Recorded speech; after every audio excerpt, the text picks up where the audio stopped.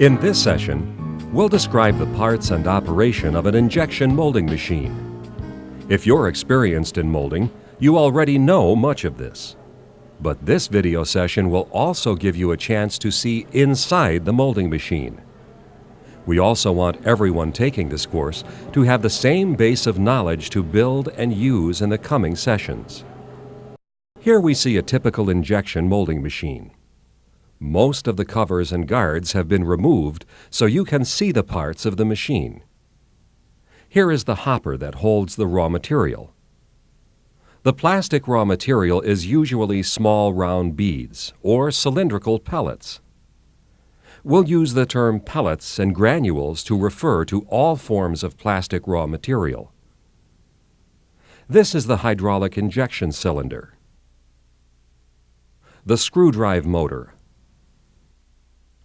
the barrel, the nozzle area, the control panel, the two platens which hold the mold, and the clamp mechanism. To understand how an injection molding machine works, we'll use a cutaway drawing. This is the view from the back side of the molding machine. Again, this is the hopper. This is the hydraulic injection cylinder. Here is the screw drive motor,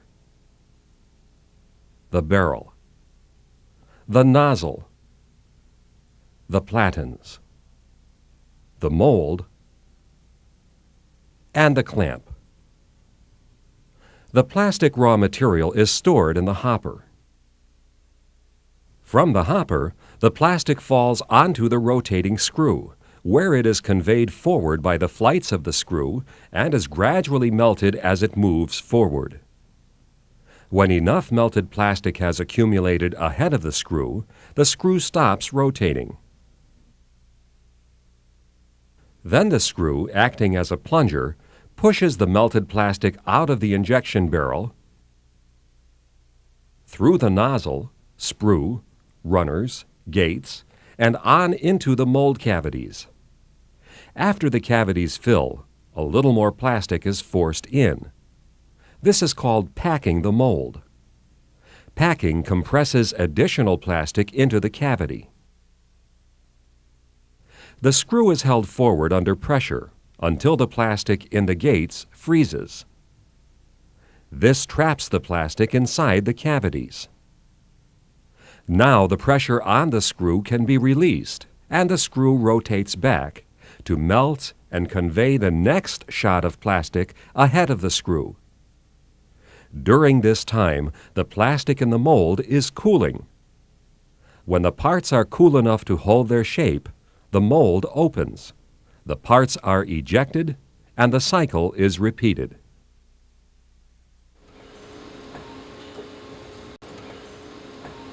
This is the standard cycle for all molding machines.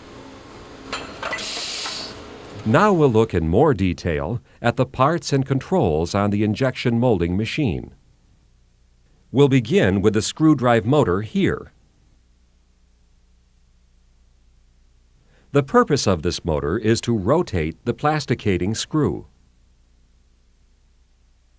The rotation of the screw conveys the plastic forward, and by frictional heating provides most of the heat to melt the plastic. The speed of screw rotation is adjustable.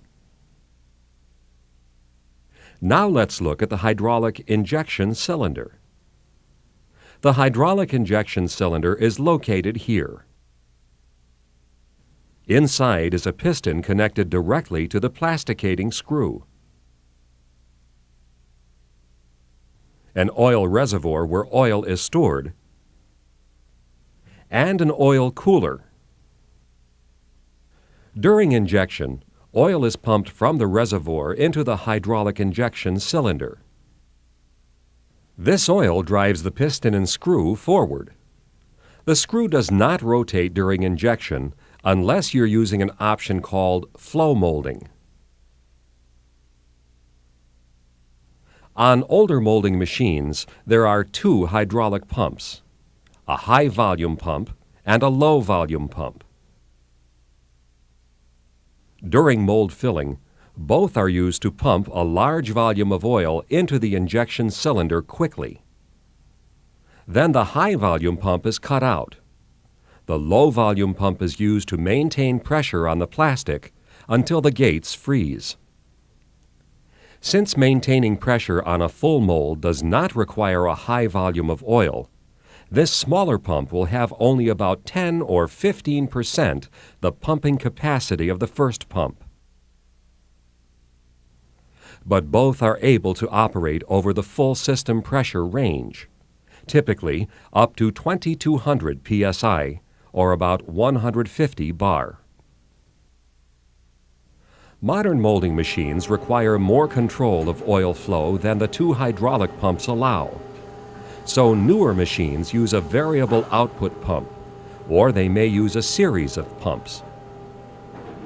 Oil flow during mold filling is precisely controlled using electrically controlled hydraulic proportional valves or hydraulic digital valves. Next, we'll look at the hopper.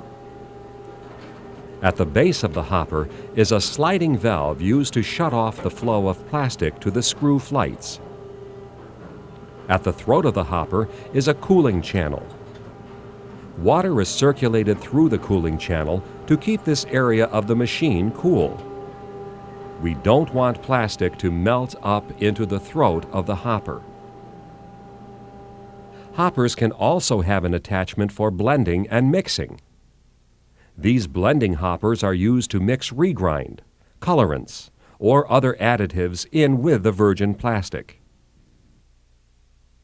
Some resins need to be dried before they can be molded. This is a hopper dryer used to dry the plastic, or to keep the plastic dry before it enters the heating barrel. Here is the heating barrel. We've removed the covers and guards so you can see the heaters and thermocouples. The barrel wall has holes drilled partway through it to mount thermocouples. These measure the barrel temperature. The plasticating screw rotates inside the barrel. When the screw is rotated, the plastic is conveyed forward and melted. These are the heaters which surround the barrel. There are usually 3 or 4 separately controlled heating zones. These heaters are used to heat the barrel for startup and to provide some of the heat to the plastic during molding. But most of the heat is generated by friction within the plastic as the screw rotates. In some machines, the pressure inside the heating barrel can be as high as 35,000 psi, or about 2,400 bar. Usually the limit is about 20,000 psi, or 1,400 bar. This is a plasticating screw. This is the end that's driven by the screw drive motor. These are the flights that push the plastic forward. This is the screw diameter. This is the root diameter. The size of the screw is specified as a screw diameter and as a length to diameter ratio, or L/D ratio. Because of size limitations of the TV screen, we show the screw shortened to approximately 1/2 the actual number of flights. L/D ratios vary from about 16:1 to about 30:1. 20 or 24:1 is common. Larger L/D ratios add more frictional heat and increase mixing. The simplest screw design has 3 zones: the feed zone, the compression or transition zone, and the metering zone.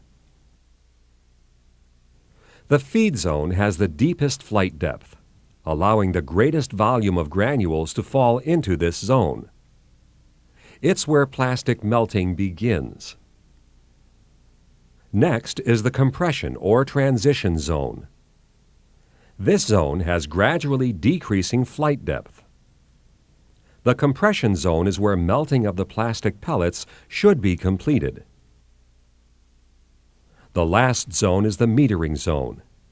It has the least flight depth and so is the most restrictive to flow.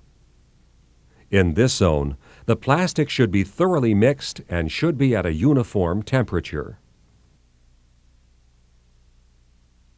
The ratio of the flight depth in the feed zone to the flight depth in the metering zone is called the compression ratio.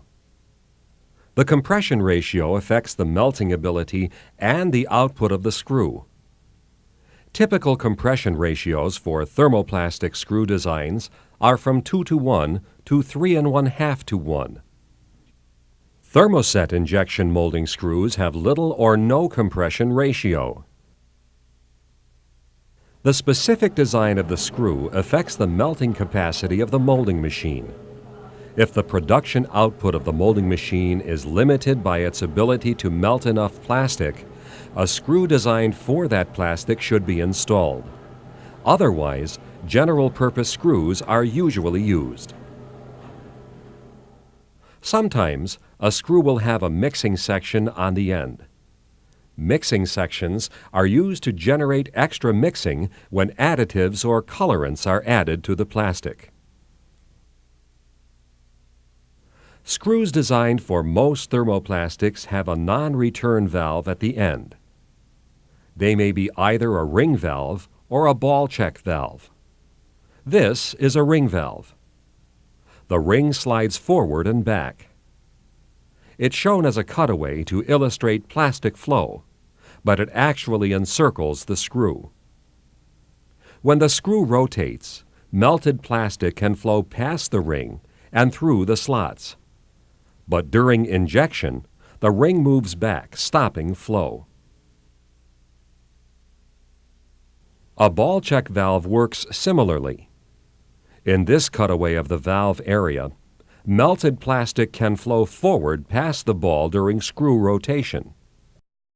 But the ball drops back and seals the passage during injection. All non-return valves are subject to a great deal of wear, and after a while they will begin to allow plastic to leak past. You should watch for a screw that continues to creep forward during injection after the mold is full. This indicates a leaking non-return valve. Non-return valves are not used for some thermoplastics that degrade easily, such as heat-sensitive PVC. Thermoset injection molding machines also rarely use non-return valves because the plastic could cure in the valve area. At the front of the heating barrel is the nozzle. Several types of nozzles are available. The conventional nozzle has a straight hole leading to the sprue bushing. But with this design, plastic can freeze into the nozzle and break off. This would block the next shot. Another type of nozzle, often called the nylon nozzle, has a reverse taper at the end. If plastic freezes partway into this nozzle, the frozen plastic will pull out along with the sprue. This nozzle can be used with any plastic, but the tapered nozzle passage means that the remainder of the passage is small, so the plastic flow rate is restricted. A nylon nozzle would not usually work for high viscosity plastics or difficult to fill molds. Some molds are designed for extended nozzles. The nozzle is heated and extends into the mold. This reduces the pressure loss through the nozzle and it eliminates the plastic sprue. Next, we see the clamp section of the molding machine. There are two types of clamp systems commonly used on molding machines: the mechanical or toggle clamp and the hydraulic clamp. Some large machines have a combination mechanical and hydraulic clamp system. There are a variety of toggle clamp designs. This animation shows the toggle clamping method. A small hydraulic cylinder opens and closes a toggle mechanism that slides the moving platen along the tie bars. The toggle system, in its fully clamped position, closes the mold halves and stretches the tie bars to build up the clamp force for that mold. Tie bars are designed to stretch about 0.05% to reach full design clamp force. On this injection molding machine with tie bars about 6 feet or 2 meters long, the mold halves touch, and then the toggle clamp stretches the tie bars about 60 thousandths of an inch or about 1 1/2 millimeters. This stretching of the tie bars is how clamp force is developed. Hydraulic clamp systems use a large hydraulic cylinder and piston to move the movable platen. Clamp force is built up by direct hydraulic oil pressure. This particular design uses a fast-acting hydraulic piston and cylinder built into the larger piston to close the mold quickly. Oil first flows into the small cylinder, driving the moving platen forward. To build up clamp force, the pressurized oil is sent to the large clamp cylinder. To open the mold, oil is sent to the opposite side of the clamp piston. Now we want to emphasize some of the operating considerations for the personnel around a molding machine. To safely work around injection molding machines, all personnel should understand the operating conditions. The hottest part of the machine is the heating barrel. Under the cover, the temperature can be from 175 to 425 degrees Celsius, or 350 to 800 degrees Fahrenheit, depending on the type of plastic being molded. The wires coming out from the heaters are high voltage, typically 220 volts. At the hopper end, the temperature is much lower, but for some plastics, even the hopper and throat area can be above 120 degrees Celsius. That's 250 degrees Fahrenheit. So all personnel must be careful. The hydraulic injection end will not be hot, but there is hydraulic oil at high pressures, up to about 2200 psi or 150 bar. Personnel should get in the habit of checking these hoses for damage and wear.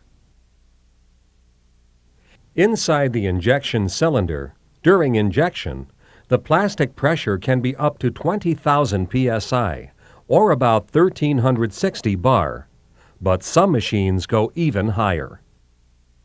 In the mold, the plastic pressure is usually under 10,000 psi, 700 bar, but it can be higher.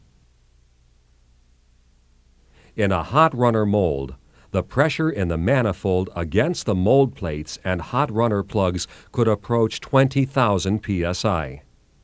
Maintenance and repair personnel must make sure nozzle and mold assemblies are safe for these pressures. Some very serious accidents have occurred when plugs or mold plates have failed. The mold temperature is usually low, but for some plastics it can be as high as 120 degrees Celsius. Check for worn or loose hoses from the temperature control unit. The moving parts of the machine are the clamp system, the mold, and the injection unit. Guards are installed to protect personnel. Don't operate without them, and don't reach around them. Learn the operating conditions and the moving parts of the machines in your plant. You should learn which areas of the machine you must be particularly careful around. In this session, I've described the parts and the operation of the molding machine. This basic understanding of how the machine works is important if you are to learn molding as a technology, and it's a necessary requirement for the safe operation of these machines. In the next session, we'll explain injection molds.